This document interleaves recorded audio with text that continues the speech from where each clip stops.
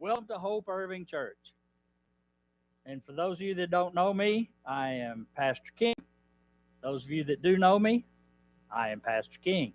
It's good to see everyone today. This is the day you will what? It's getting closer to doing it all in unison, getting really, really close. One of these days we're going to have it. Remind me not to invite all of you up here to sing together. It is good to see everyone here today. Today's message is entitled Pleasing God.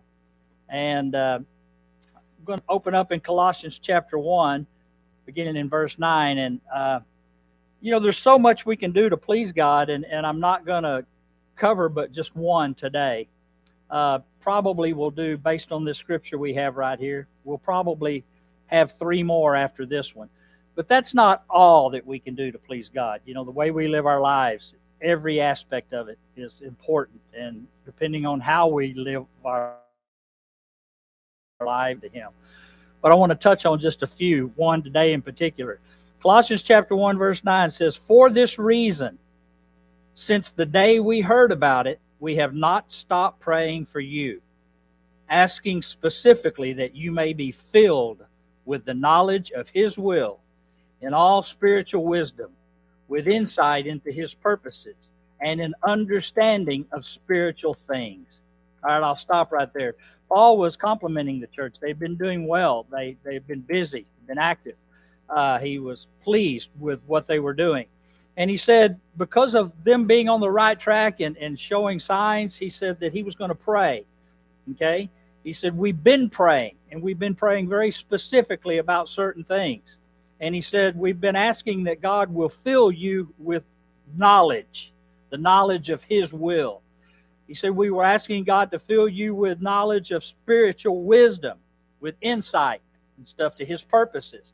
And he said, we've been asking God that He would fill you with understanding of spiritual things. Okay?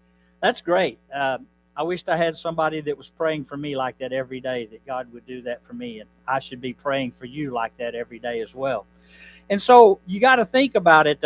That's what Paul is praying that God will do. And there's a reason Paul prayed for these things. Okay?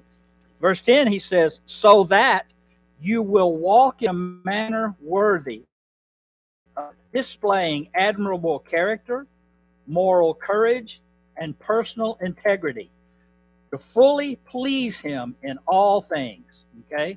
Bearing fruit in every good work, and steadily growing in the knowledge of God with deeper faith, clearer insight, and fervent love for His precepts, okay?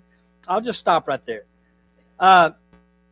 So God, here's Paul, he's praying that God will give them all of this with a reason, with a purpose, that their walk would be worthy of the Lord. So I ask you this question: is your walk is your attitude, your walk is who you are. It's what people see. If I were to ask you, is your walk, is it worthy of the Lord? Does it display admirable character? Think about that. The things that you do.